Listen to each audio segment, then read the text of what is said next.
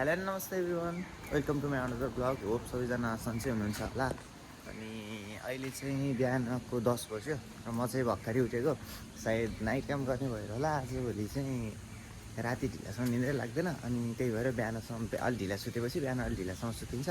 अनि अहिले चाहिँ उठेर मुखसुख धोएर म चाहिँ जाँदैछु ड्रग स्टोर। हल्का सामानहरू लिनु छ, सो दुधहरू अनि त्यस्तै सामानहरू लिनु छ। सो त्यसैको लागि चाहिँ ड्रग स्टोर जाँदैछु अहिले। अनि अहिले चाहिँ जापानमा चाहिँ नेपालीहरूको बिचमा चाहिँ अलिकति दुःखको माहौल छ भनौँ न, होइन। जुन शिवामा अस्ति भएको जुन यो जुन घटना घटेको छ अस्ति, त्यो बादल सन्त्यालको केस, त्यो चाहिँ अब अहिलेसम्म पनि छानबिनको क्रममा नै छ। र अब के मेन भएको चाहिँ के हो, होइन, के रिजनले भएको भन्ने कुराहरू चाहिँ अझसम्म पनि बाहिर आएको छैन। र त्यसैको चाहिँ अब छानबिन भइरहेको छ। विभिन्न युट्युबरहरूले चाहिँ अब ब्लगरहरूले चाहिँ भिडियोहरू पनि बनाइरहनु भएको छ विभिन्न। तर पनि अहिलेसम्म जुन मेन अब जो चाहिँ एनआरएन संस्थामा हुनुहुन्छ या फिर अलि जापानमा भएको अलि ठुला सोसियल मिडिया इन्फ्लुएन्सरहरू जो हुनुहुन्छ, जो यहाँको पासपोर्ट लिएर बस्नु भएको छ, जो यहाँको नागरिक भएर बस्नु भएको छ, उहाँहरूले चाहिँ अहिलेसम्म पनि केही बोल्नु भएको छैन। र त्यो कुराहरूमा चाहिँ हल्का विवादहरू पनि आइरहेको छ। अनि अब आशा गरौँ अब छिटै नै सबै कुराहरू चाहिँ क्लियर भएर चाहिँ हाम्रो बादल ब्रोले चाहिँ अब न्याय पाउनुहुन्छ भन्ने आशा गरौँ। र फेरि एकचोटि उहाँको आत्माको चिर शान्तिको कामना गर्दै हार्दिक श्रद्धाञ्जली भन्न चाहेँ। अनि अहिले चाहिँ जापानमा आकीको टाइम छ। आकीको टाइम भनेको चाहिँ त्यो पातहरू झर्ने अनि त्यसपछिबाट नयाँ पाउलाहरू पलाउने जस्तो खालको टाइम छ। त्यसले गर्दाखेरि मौसम ठिकै छ, राम्रो खालको नै छ। अनि गर्मी अझै पनि बाँकी छ, बिहान बेलुका चाहिँ जाडो हुन थालिसक्यो। अनि यो टाइममा चाहिँ अहिले कतिजनाहरूलाई थाहा पनि छ होला र कतिजनाले पाइसक्नु पनि भयो होला। अहिले चाहिँ जापान सरकारले अब सबै ठाउँको चाहिँ थाहा भएन, तर हाम्रो प्रिफेक्चरमा चाहिँ चार मान चाहिँ दिइरहेको छ। त्यो चाहिँ गएको वर्षमा अलि अघिल्लो वर्ष आउनेहरूको लागि हो। त्यो वर्षमा चाहिँ अब अलि धेरै पैसाहरू स्यालेरी धेरै लिएर चाहिँ त्यही अनुसारले ट्याक्स तिर्नुभएकोहरूको लागि चाहिँ त्यो ट्याक्स रिटर्न भनेर चाहिँ चाचारमा दिने जुन दिइरहेको छ। अब त्यसमा कसैले चाहिँ पाउनु पनि भएको छैन। मेरो साथीहरू पनि कसैले पाउनु भएको छैन, जसले चाहिँ अलिक ढिलाबाट काम सुरु गरेर अलिक कम स्यालेरी लिनुभएको थियो र कम ट्याक्स तिर्नुभएको थियो, उहाँहरूले चाहिँ अलिकति पाउनु भएको छैन। नत्र भने प्रायः जस्तोले पाउनु भएको छ। र लाग्छ यो टाइममा हाम्रो प्रिफेक्चर मात्र नभएर अन्त पनि त्यसै गरी दिइरहेको छ जस्तो लाग्छ। सो सबैहरूले पनि पाउनु भएको छैन भने एकचोटि साथीहरूसँग सोच्नु होला उहाँहरूले पाउनुभयो कि नै। यदि अनि साथीहरूले पाउनु भएको छ, तपाईँले पाउनु भएको छैन भने चाहिँ गएर आफ्नो याकुतिर गएर चाहिँ बुझ्न पनि सक्नुहुन्छ। कोही चाहिँ मिस्टेकली नआएको पनि भएर त्यसरी जाँदाखेरि पनि दिनेहरू पनि छ। अनि आज चाहिँ जापानमा जनगणनाको जुन तथ्याङ्क सङ्कलनको लास्ट डे पनि हो। सो कसैको घरमा चाहिँ कोक्साई च्याउसाको त्यो खामी या फिर मान्छेहरू आएको छैन भनेदेखि चाहिँ तपाईँहरू गएर स्याकुसोमा गएर मेरो घरमा चाहिँ यसरी आएको छैन, आज लास्ट डेट हो, के गर्नुपर्छ भनेर सोध्नुभयो भने उहाँहरूले एकैछिनमा आफैले पनि भरिदिनुहुन्छ। तपाईँहरूले गर्नु पर्दैन, डिटेल्स सोधेर आफैहरूले भरिदिनु पनि हुन्छ। सो त्यो नि गर्न नछुटाउनु होला, किनभने अब रियल हो या फिर अफवाह मात्रै हो चाहिँ थाहा भएन। तर त्यो भरेन, त्यो जुन कोक्साई च्याउसाको चाहिँ भरेन भने चाहिँ 5 लाख रुपियाँ चाहिँ जरिवाना लगाउने भन्ने कुरा जुन छ, अनि त्यो चाहिँ सुनिएको छ। त्यही भएर चाहिँ एकचोटि त्यसको बारेमा पनि राम्रोसँग बुझेर गर्नु होला। र हामी चाहिँ आइसकेको छौँ ड्रग स्टोर। यहाँबाट चाहिँ लिन्छौँ भएको सामानहरू, दुधहरू लिन्छौँ, मान्छेहरू एकदम धेरै हुन्छ। अनि त्यसपछिबाट फर्किन्छौँ।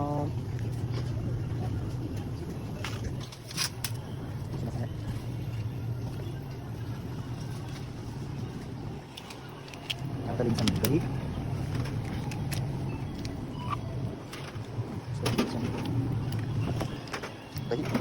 र अरू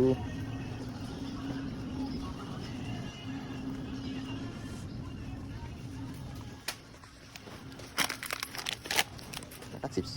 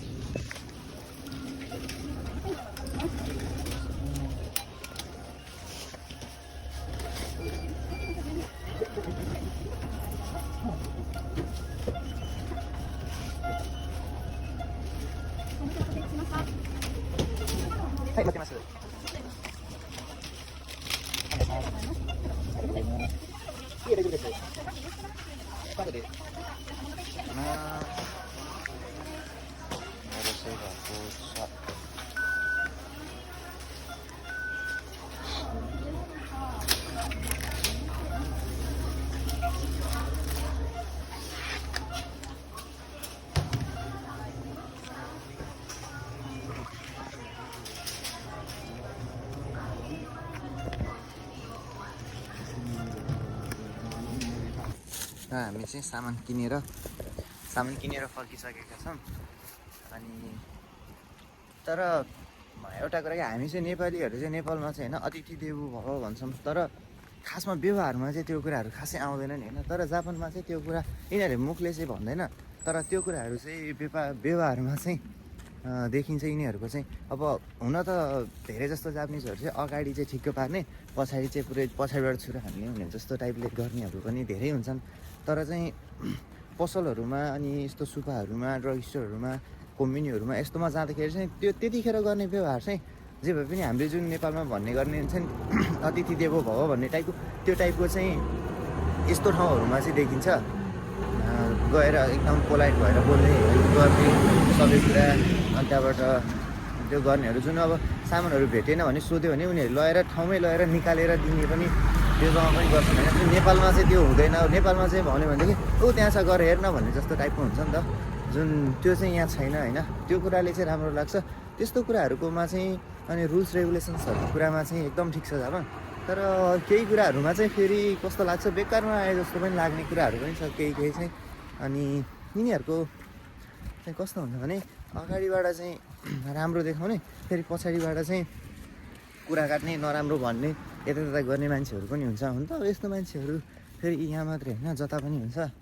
तर पनि केही कुराहरूमा चाहिँ अलिकति यिनीहरूको नराम्रो त्यस्तो होइन, नराम्रो पोइन्टहरू, नराम्रो पाटोहरू पनि छ भने धेरै जापानमा चाहिँ केही कुराहरूमा चाहिँ अब राम्रो पनि छ जुन प्रायः। र यो कुराहरू चाहिँ प्रायः जस्तो सबै ठाउँमा चाहिँ यस्तै नै हुन्छ जस्तो लाग्छ मलाई चाहिँ।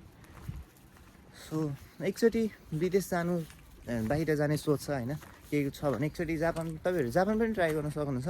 अझै पनि दुःख मेहनत गर्नेहरूको लागि जापानमा अझै पनि राम्रो छ।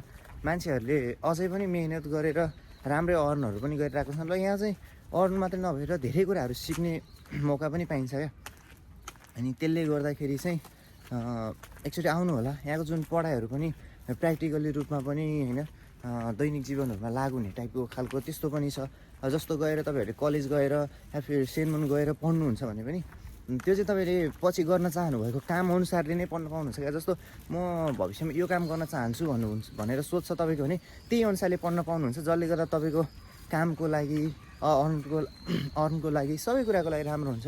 सो एकचोटि विदेश गएर पढ्ने या फिर काम गर्ने त्यस्तो सोच छ भनेदेखि चाहिँ तपाईँले जापान ट्राई गर्न सक्नुहुन्छ।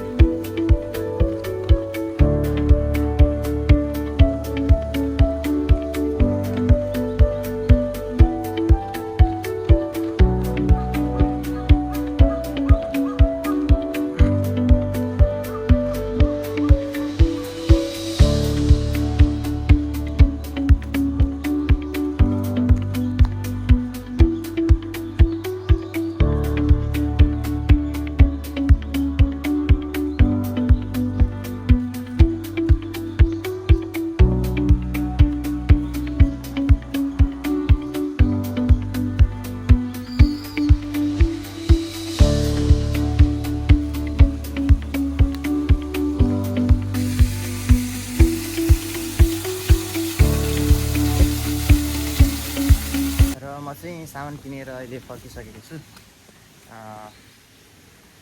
र यस्तै हो, यदि जापान आउने सोचमा हुनुहुन्छ भने चाहिँ मेन कुरा चाहिँ भाषा नै हो होइन। सो भाषा चाहिँ एकदम राम्रोसँग पढेर आउनु होला, नत्र भने चाहिँ गाह्रो हुनसक्छ। अरू त त्यस्तै हो, अरू त आएपछि बिस्तारै एक्सपिरियन्स गर्दै गएपछि बिस्तारै सिक्दै गएपछि सबै कुरा सकिहालिन्छ नै। म चाहिँ अहिले फर्किसकेको छु।